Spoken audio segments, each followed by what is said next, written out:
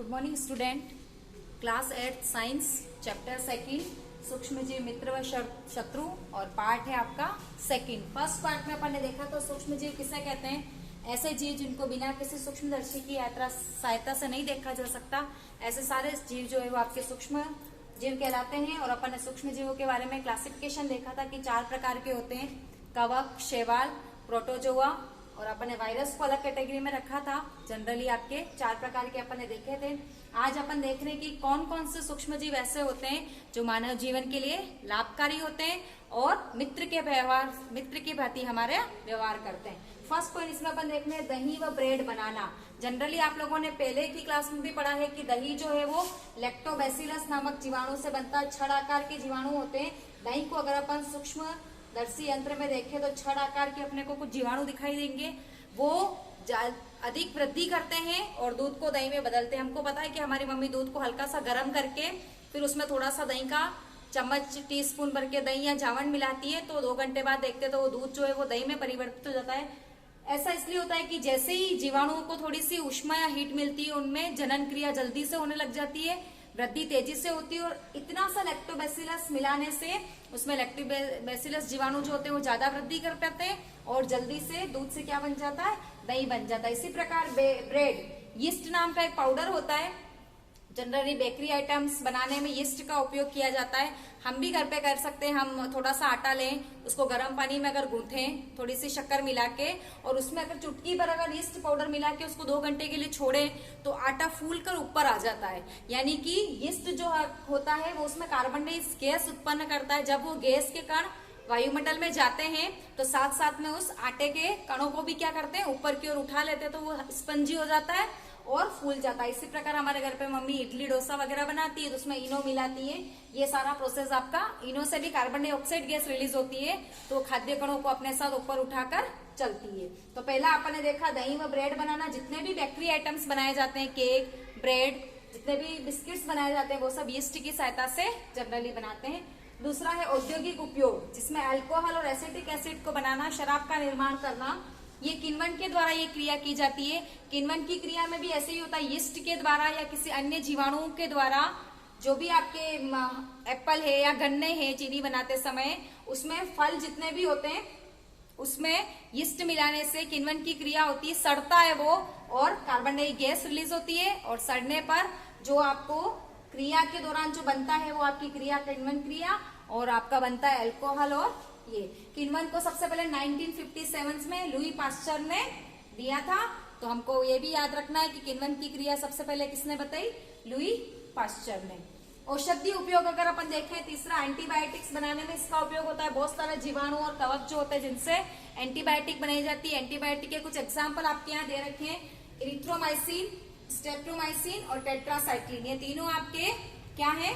Antibiotics के example. इसके ऊपर भी क्वेश्चंस बनता है। और आपने एक बार जनरली अलेक्जेंडर फ्लेमिंग 1929 में उन्होंने पेनिसिलिन्स को बनाया था। वो रिसर्च कर रहे थे कुछ जीवाणुओं के ऊपर, तो उन्होंने देखा कि उस प्लेट के ऊपर हरे रंग के कुछ फंगस या फफूंद आ गई है और उस फफूंद ने बहुत सारे जीवाणुओं को मार दिया। तो इससे उन्होंने प्रेरित होकर पेनिसिलिन्स का निर्माण किया था, जो कि एक औषधि है। 4th है आपका मिट्टी की उर्वरता में वृद्धि कौन करता है? जीवाणु और बहुत नीलहरित शैवाल। औषधि उपयोग में हम जो एंटीबायोटिक लेते हैं वो सर्दी जुकाम पर अपना प्रभाव नहीं दिखाती। तो डॉक्टर्स जो होते हैं वो जनरली सर्दी जुकाम में एंटीबायोटिक नहीं लिखते हैं, क्योंकि सर्दी जुकाम जो होता है वो आपके वायरस से होता है, विषाणु द्वारा जनित रोग है और इसके ऊपर एंटीबायोटिक का कोई असर नहीं होता है। मिट्टी की उर्वरता में वृद्धि, जनरली नीलहरित शैवाल या जीवाणु जो होते हैं वो वायुमंडल की जो नाइट्रोजन है उसको स्तरीकरण करते हैं। इसको नाइट्रोजन फिक्सेशंस कहा जाता है।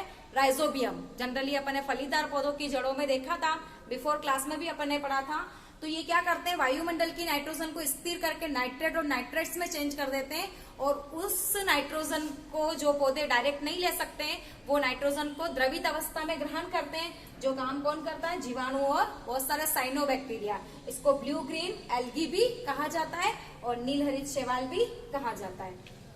एंटीबायोटिक में अपन देखें कि जनरली बहुत से बच्चों में हम सुनते हैं कि आज इसका टीका लगा, मिजल्स का टीका लगा, हीमोफीलिया का टीका लगा, टाइफाइड्स का लगा, चेचक का लगा। तो टीका क्या होता है? हमारे शरीर में नेचुरल तरीके से किस प्रकार से अगर रोग प्रतिरोधक क्षमता डेवलप नहीं हुई है तो टीकों की सहायता से मृत सूक्ष्म जीवों को हमारे शरीर के अंदर प्रवेश करवाया जाता है और उसके विरुद्ध हमारी WBC या जितनी भी दूसरी इम्यूनिटी वाली सेल्स है वो इसको विरुद्ध लड़ती है, लड़ना सीखती है और प्रतिरक्षा का निर्माण करती है। और अगली बार जब वैसा कोई जीवित सूक्ष्म जीव हमारे शरीर में प्रवेश करता है तो उन सेल्स को पहले से उसके विरुद्ध लड़ने की जो कैपेसिटी होती है वो डेवलप हो चुकी होती है और हम जल्दी बीमार नहीं होते। इसलिए कहते हैं कि टीके लगने से हमारे शरीर में रोग प्रतिरोधक क्षमता में वृद्धि होती है। इसी के देखें तो एडवर्ड जेनर ने 1798 में चेचक का टीका बनाया था। उस समय ये महामारी बहुत विस्तृत रूप से फैली थी और इसका बहुत लाभ मिला उनको। फिफ्थ है हमारा पर्यावरण शुद्धिकरण।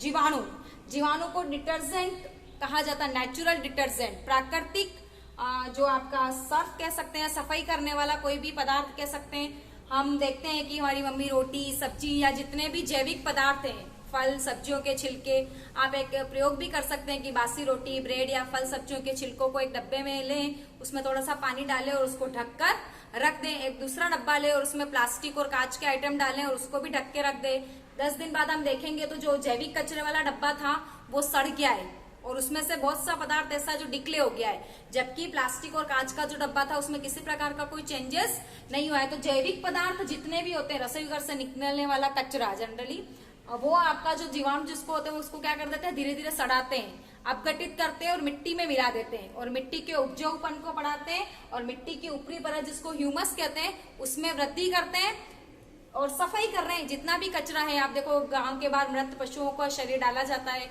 हम 10 दिन बाद 15 दिन बाद देखते हैं तो वो भी अपघटित हो चुका होता है। ये सारा काम कौन करता है? जीवाणु। तो हमने 5 देखे थे कि मित्र और सूक्ष्म जीव हमारे जीवन में 5 प्रकार से कैसे उपयोगी है। दही व ब्रेड, बेकरी आइटम्स बनाना, अल्कोहल या औद्योगिक क्षेत्र पर शराब का निर्माण करना, औषधि उपयोग में अपन एंटीबायोटिक्स देखी थी, टीका, प्रतिरक्षक तंत्र का निर्माण देखा था, मिट्टी की उर्वरता में वृद्धि अपन ने देखा था राइजोबियम के द्वारा, और पर्यावरण शुद्धिकरण जो कि डिक्लेयर कर देते हैं पदार्थों को। ये 3 चीजें आपको स्टार लगा के आज लिखनी है। लुई पास्चर, सन, अलेक्जेंडर फ्लेमिंग, सन और पेनिसिलिन, और एडवर्ड जेनर, चेचक का टीका, और 1798।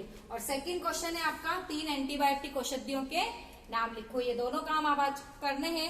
नेक्स्ट क्लास में अपन देखेंगे कि किस प्रकार से सूक्ष्म जीव है वो हमारे शत्रु है, यानी कि हमारे मानव जीवन में किस प्रकार से हमारे शरीर को और हमारे जीवों को किस प्रकार से नुकसान पहुंचाते हैं। Thank you.